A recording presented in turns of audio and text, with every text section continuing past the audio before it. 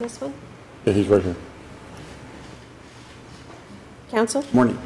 Good morning. My name is Dylan Graham. I'm the attorney for the appellant, Adania Castro. I'd like to reserve 4 minutes for rebuttal. The issue on this appeal is whether or not a trial court can enter a final summary judgment 3.5 months after the case was dismissed for lack of prosecution. And a recent decision of this court was Bernard versus Rose. And Bernard's a little bit different. Bernard's a little bit different than the facts of your case.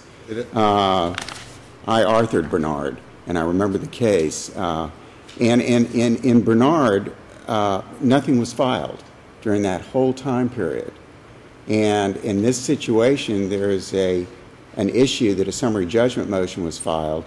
The trial court allegedly wrongly granted the dismissal for lack of prosecution, but even more so, the rule had been amended, or has been amended, that you've got to get notice and have an opportunity to set it aside, and they claim they didn't get notice. I mean, Bernard, I understand where you're coming from, but the facts are slightly different on Bernard, so it's kind of hard to really line them up. Yeah. What happened here is the first time they argued that they didn't get notice is in their answer brief. They didn't argue it at the hearing before the judge on the motion for relief from final judgment. I argued at page 224, 225, and 237 of the record on appeal. I made arguments that their motion to reopen the case was filed 3.5 months after the case was dismissed. It was done ori tennis. It was done ex parte. And so how do you deal with Deutsche Bank versus Basanta, which was authored by Judge Cortinez from this court? That case doesn't apply. See, in those. Why do you think that case doesn't apply? That's called the no notice exception to the rule that the court loses jurisdiction. The problem is that the court dismissed the case when it had no cause to dismiss the case. Right. Because there was record activity. And that was a mistake that the court made. Should not have done it. The case should have remained in place within the 60 days. But in this, maybe I'm confused about the facts, because the motion for summary judgment was filed actually shortly before the court decided that it was going to dismiss it for lack of prosecution. So there was record activity, correct? The motion for summary judgment was filed before the FWAP notice was generated. Right. Okay. Then not within the 60 days. Then what happened was the FWAP notice. At the time the summary judgment was heard, at the time the summary judgment motion was heard, counsel made that was the time the ori tennis motion was made. Is that correct? Correct. And that hearing was not properly noticed. My client appeared at that hearing, and she was told by the representative for the court in charge that that motion would not be heard because FWAP had been entered, and also, if you look at the court docket, it was not set. It was said that the calendar was full, so that hearing should not have gone forward on that day. And my client left, and so it's tantamount to having a hearing without notice. And Florida law is legion that when there's a hearing without notice, that the order is void. So what the plaintiff the appellee should have done after the FWAP order was entered, within 10 days they should have filed a motion for rehearing. They didn't do that. Well, first they should have showed up at the hearing. They didn't do that.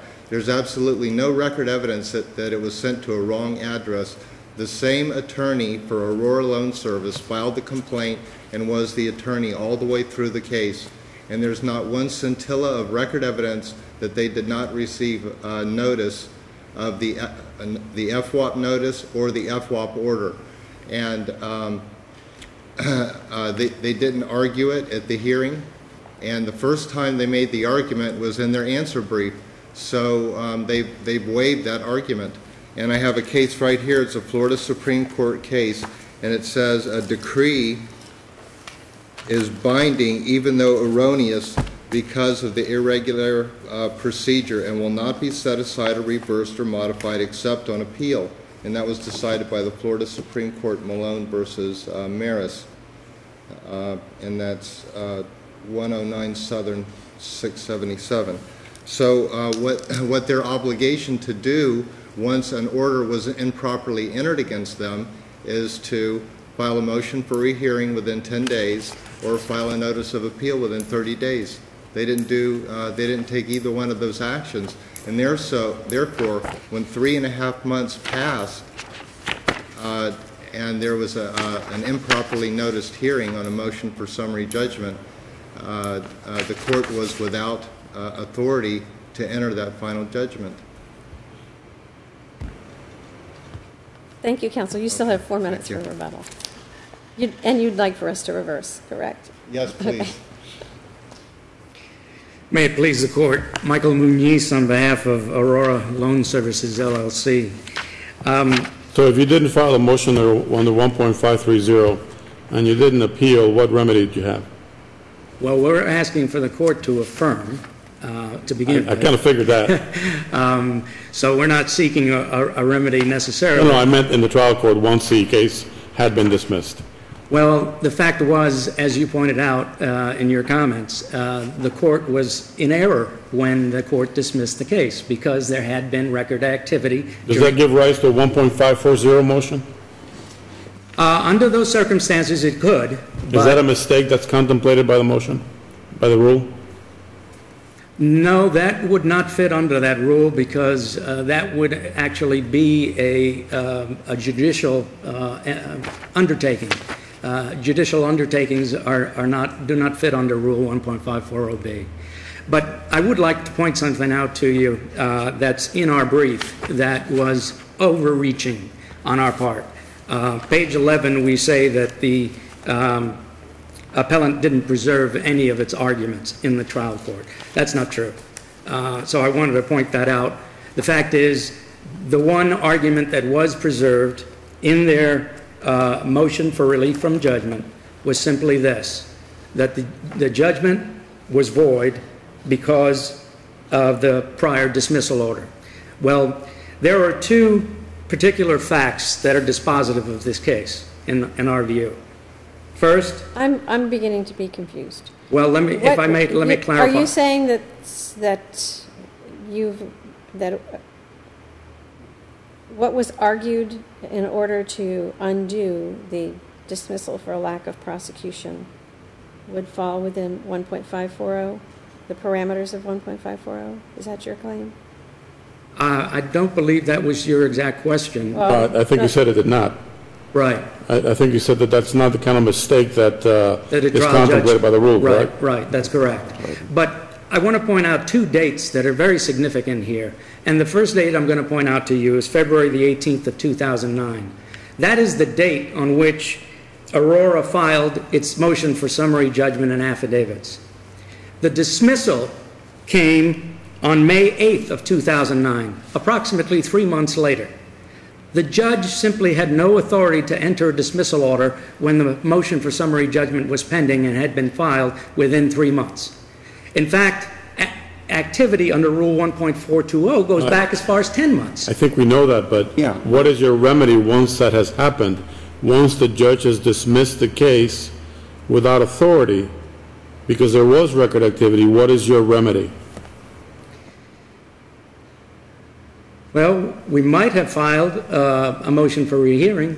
Right, what else? But I don't see where we could travel under 1.540, so the only other remedy is an appeal. Forget 1.540. Right. You're now at the point where the court has dismissed the case. Right. Erroneously. Erroneously. What is your remedy at that point? It's 1.530 or appeal, right? Or appeal, correct. And if you have not done one of those two, do you have any remedies left? Well, as it turned out in this case, the trial counsel proceeded to have his motion for summary judgment heard, and at that hearing pointed out to the court the error in dismissing the case. Okay, I got it. But at that point, let's go to the summary judgment motion hearing. Okay. The trial court says, geez, I shouldn't have dismissed the case. You're right. It was a mistake. Does the trial court then have the right to undo that dismissal and continue with the case in light of the prior dismissal? I believe he does. Under what authority? The judge, I believe it does too, but I'm asking you under what authority. Counsel, I can't Yeah. believe you're standing here in front of us making this argument, and you don't know what grounds the trial judge had for giving you relief. Don't you want to keep the relief the trial judge gave you? Then why do you say you're entitled to keep it? well, we're entitled to keep it because the judge never lost jurisdiction of the He has case. to have. He never lost jurisdiction of the case. And that was the argument that was made by the appellant. And what support for that do you have? Because the rule 1.420 did not permit the judge to dismiss the case at that juncture. So if he entered the dismissal order in error, he never lost jurisdiction of the case. So, let's say 15 years ago, a judge dismissed a case by mistake, and someone's been in a coma all that time, that jurisdiction just continues on forever, notwithstanding a dismissal of the lawsuit. Is that what you're possibly arguing? No, I'm not suggesting that such a length of time would enable the court to just enter an order at will. In this case, we're talking about a couple of months' time that transpired between the time that the summary judgment motion was filed and when it was finally disposed. And in between, you had the erroneous dismissal order.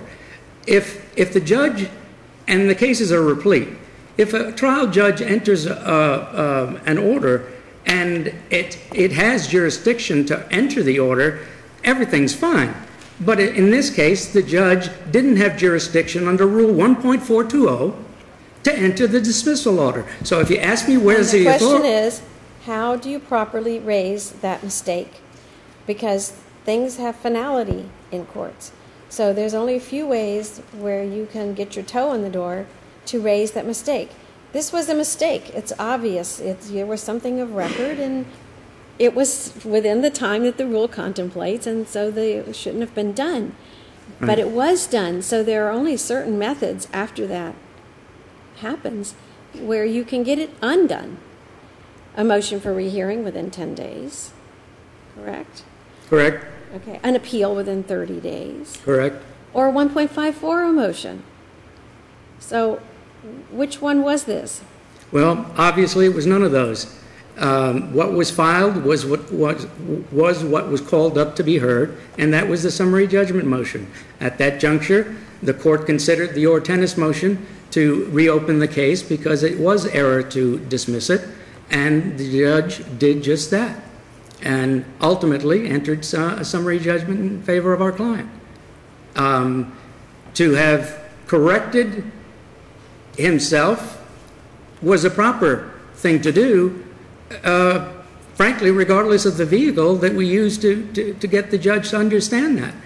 It simply was improper to enter that dismissal order when it was entered. There's no 1.540 that you could have brought at that time? There's no basis under 1.540? As I understand 1.540, it's 1.540 was geared in the guise of a mistake, because that's what we're calling it here, and I think that's what it was. That's not the type of mistake that 1.540B was intended for. So that wouldn't have been, I don't believe, the proper vehicle to bring it. With that, Your Honors, unless there's any other questions, we would ask that the court affirm the judgment. Thank you, counsel. Counsel, you still have 4 minutes. Brief rebuttal. Your Honors, an order dismissing a case for warrant of prosecution is a final order. When that order is entered, the party against whom it is entered has to file a motion for rehearing within 10 days or the court loses jurisdiction. The only thing they can do after that is file an appeal within 30 days or a 1.540 motion. Counsel has candidly admitted that none of those 3 things were done. The Ortenis... well, why? Oftentimes we look at the substance of a motion, not what it's called, to determine what it is. I mean, you can say it's a a motion for dismiss, but if it's really in its body a motion for summary judgment, we treat it like a motion for summary judgment, and vice versa. So if this would fall within the category, in one of those categories of a 1.540, wouldn't that apply if it fell within one of those categories? Would not that apply to undo what was obviously a mistake on the record here? Well, counsel has acknowledged that this circumstances would not be appropriate for a 1.540 motion. But even if it was, this was not a properly noticed hearing, because it was not, the court docket indicates that the calendar was full and the motion was not going to be heard. An ori tennis motion can only be made and heard at a duly noticed hearing. So this was not a duly noticed hearing. Was the summary judgment hearing noticed? It was noticed, but it was also indicated on the court docket. That's 1 through 3 of the record on appeal.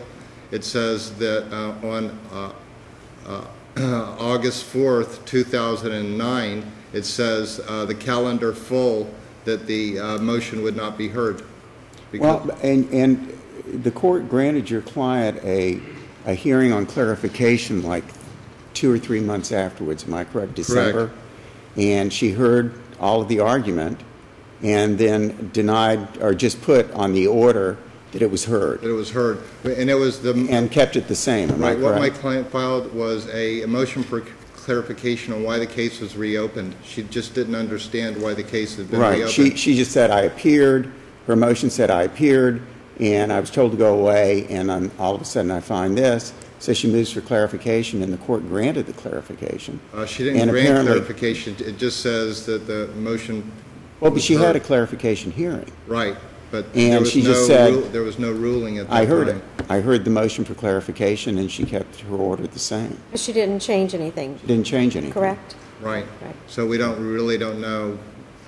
I don't think that's record evidence to And then when did your one client, thing or after that, file their motion, the motion that we're here on today, file that motion? We filed it on October 5th, 2011. So it's 2 years later, right? I was retained on September 30th, 2011. I understand that. I understand that. You weren't attorney of record at the time or anything. But it was 2 years later, after Right. that 2 clarification years and 2 hearing, months. after the foreclosure sale and everything else, then 2 years later. The foreclosure sale occurred on October 6th, 2011, a Right. day after I filed my motion for relief Right. from judgment. But her motion, and no motions were filed for those 2 years, am I correct? Right. Nothing to Well, set this so there was aside, the nothing to sale vacate it? The sale was set and canceled several times. We can't tell from the record who filed the motion and why the sales were canceled. But my question is, nothing was filed as to the order to try and get it set aside for 2 years. Correct. I understand that it's a void judgment, Right. but there had, somewhere along the way, there's got to be an ending Well, line. I set forth in my initial brief at length the case law is legion. I understand that. On that. a void judgment, the time period to file it, it's a nullity, and the reasonable period of time is really no time. What if your client had come limitation forward at all. under Judge Wells' hypothet 15 years later, and the people that own the house now in foreclosure tore it down, built a high-rise condominium complex that they sold? Does your client still have a right to have it That set would be aside? bad. That would be real bad. That's it. But this was 2 years, and the sale occurred one Day day before. after I filed my motion Right. for relief from Gotcha. judgment. Thank you, counsel. Thank you. Thank you Thank you both. both.